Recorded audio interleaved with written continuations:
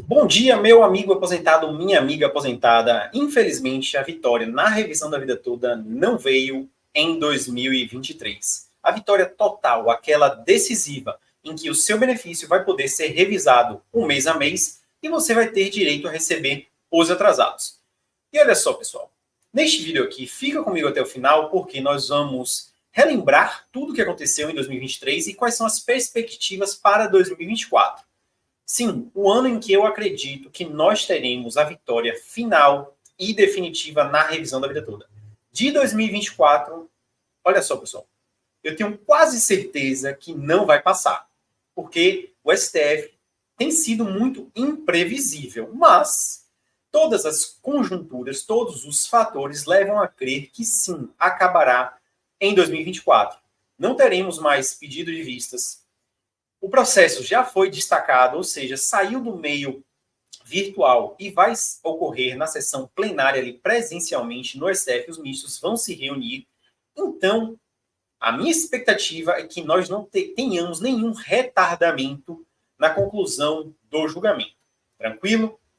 Vamos falar, pessoal, da suspensão nacional dos processos, né? Muitos aposentados, muitas aposentadas estão aí, né, comentando, doutor, mas, poxa, o Alexandre de Moraes não poderia retirar a suspensão dos processos para que os juízes já concedessem ali a revisão do mês a mês? Eu vou comentar sobre isso aqui neste vídeo e você vai entender, eu tenho certeza disso. Vamos falar também do Flávio Dino, novo ministro aí do STF, indicado por Lula, que a sabatina dele está marcada, pessoal, para quarta-feira agora. Então deve ocorrer, o Dino deve ser aprovado, né? Ele deve conseguir os votos, sim.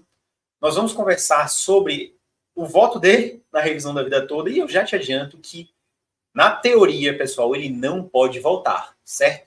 O voto da ministra Rosa Weber deve prevalecer, então o Dino, ele nem se anime que ele não vai poder votar na revisão da vida toda, ele não vai poder prejudicar os aposentados, assim como o ministro Cristiano Zanin tentou fazer, porque foi um voto completamente antijurídico, um voto insano.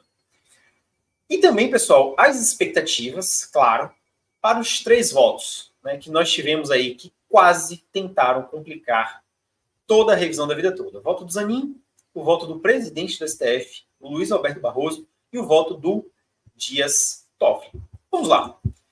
2023, pessoal, o ano em que nós vencemos o mérito da revisão da vida toda pelo placar de 6-5. Vocês lembram no primeiro julgamento? Depois, o que o Nunes Marques fez, certo?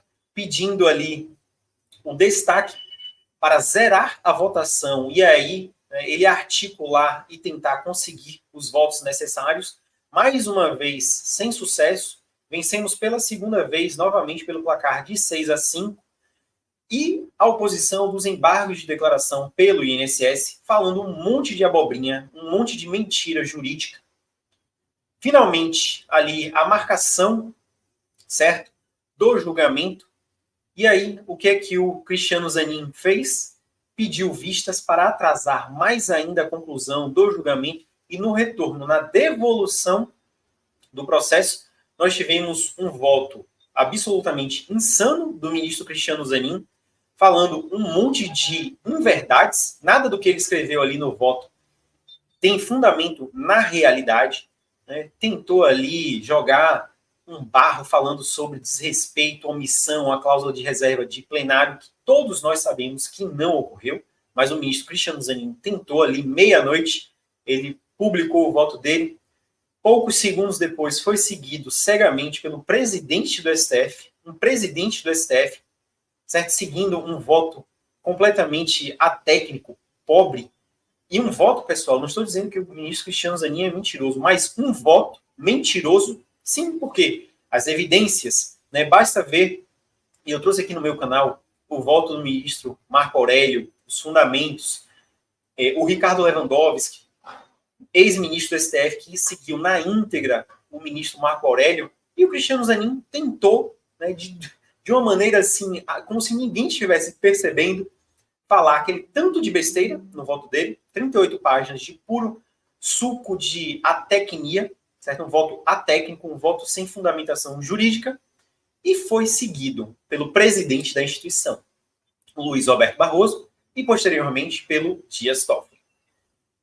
Ficamos, pessoal, muito próximos, né, de, como eu falei, algo que não é jurídico, certo? Algo que não é certo, não é correto, de se tornar válido.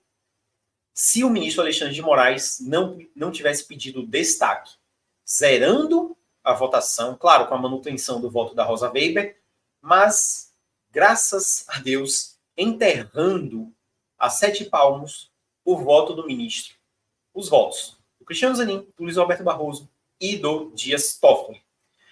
Mas aí eu já vi essas perguntas e vocês podem me perguntar de novo, doutor, mas esses 3 aí, lá no plenário, no julgamento, eles não podem repetir os votos, falar a mesma coisa, serem contra a tese da revisão da vida toda? Sim, eles podem. Mas, pessoal, é muito diferente você sustentar ali, falando na presença de outros ministros no plenário, com a gravação, certo? De câmeras, com a transcrição de tudo, você fundamentar aqueles absurdos que o Zanin trouxe no voto dele. É ridículo, vai ser ridículo ouvir ministros, inclusive o próprio Zanin, tentando insistir naquele absurdo que ele colocou no voto. Então, eu acho que, se eles mantiverem a posição contrária, certo? Eles vão ter que fundamentar diferente. Eles vão ter que produzir argumentos bem diferentes do que eles produziram no julgamento virtual. Inclusive, pessoal, o que eu acredito, o Alexandre de Moraes vai trazer uma argumentação tão forte, tão legítima, tão fundamentada no direito, que eu acho que Luiz Roberto Barroso e pelo menos o Dias Toffoli, né, não sei em relação ao Zanin, mas eles vão mudar o voto deles. Não é possível que eles tenham. Eu ia falar um termo aqui, mas eu vou segurar para evitar um processo. Não é possível que eles tenham a audácia de querer sustentar aquela posição que todos nós vimos no julgamento virtual. Eu não acredito nisso. Então, pessoal, a perspectiva para 2024.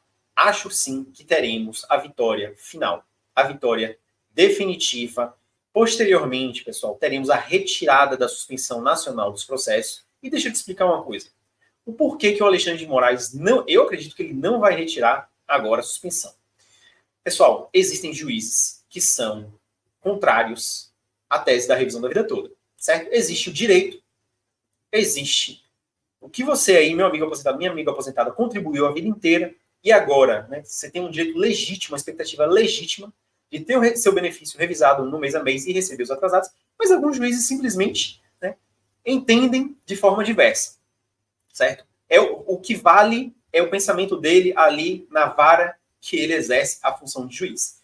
E muitos juízes simplesmente estavam dando sentenças de improcedência na revisão da vida toda, certo? O que é péssimo. Existem, pessoal, juízes que são extremamente invejosos. A palavra é essa. Juízes que são invejosos, que não querem ver o aposentado com benefício revisado no mês a mês, recebendo bons valores de retroativo e, principalmente, pessoal, vendo advogados receberem bons valores de honorários advocatícios. Pessoal, isso existe, isso é suco de Brasil, isso é realidade. A realidade é essa. Muitos juízes no Brasil inteiro dão sentenças de improcedência por causa disso. Se você não sabia, fique sabendo. Certo? Não vou citar, obviamente, locais, juízes e tal, mas a experiência, o que a gente vê, a prática, a realidade é esta.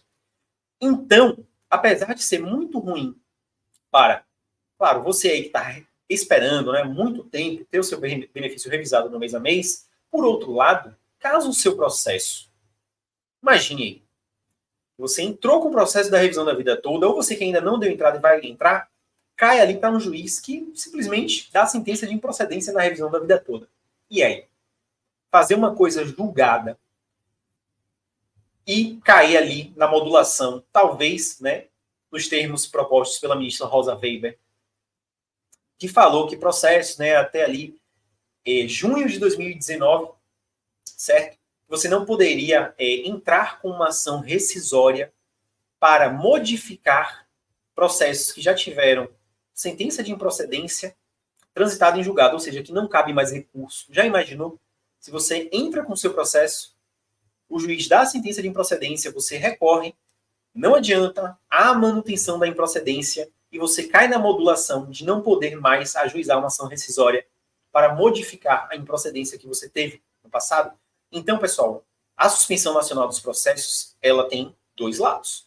Um lado ruim, danoso, que atrapalha, atrasa a vida do aposentado que tem direito, e o processo ali caiu num juiz correto, né, que julga conforme o direito, tranquilo, mas também tem o lado bom, que evita que você, aposentado, né, que eventualmente tenha o seu processo na mão de um juiz que simplesmente não está nem aí para a revisão da vida toda e dá sentenças de improcedência, evita que ele dê essa sentença de improcedência, porque o processo está pausado, certo? Então são esses dois lados da suspensão nacional dos processos. Bom, pessoal, já falei aí que o Flávio Dino, que vai ser o novo ministro do STF, ele não vai poder votar, certo? Vai prevalecer, vai ser mantido o voto da ministra Rosa Weber. Isso significa que nós iniciamos a revisão da vida toda no placar de 1-0 para os aposentados, certo? Então, o que é que você vai fazer, meu amigo aposentado, minha amiga aposentada? Vai ficar de olho aqui neste canal. Se você ainda não é inscrito, se inscreva, ative o sininho, porque nós vamos acompanhar, pessoal, a luta continua. A gente não vai pausar a luta e reiniciar. A gente vai continuar falando sobre revisão da vida toda aqui, todos os dias, observando o que o STF está fazendo. E eu já te adianto que em 2024, você que está me assistindo vai poder participar concretamente da luta pela revisão da vida toda. Boas mudanças vão acontecer aqui neste canal e você vai ser convidado. Aguarde que eu vou ter novidades. Eu vou divulgar para vocês. Porque, pessoal, no dia do julgamento, quando este julgamento for marcado, a nossa presença será vista e sentida em Brasília, através de atitudes concretas. Guarde isso que eu estou te falando. Nós venceremos a revisão da vida toda em 2024. A luta está sendo difícil, sim, está sendo difícil, mas no final, pessoal, nós teremos a vitória e não a derrota. Tá bom, pessoal? Um abraço e até a próxima. Fui!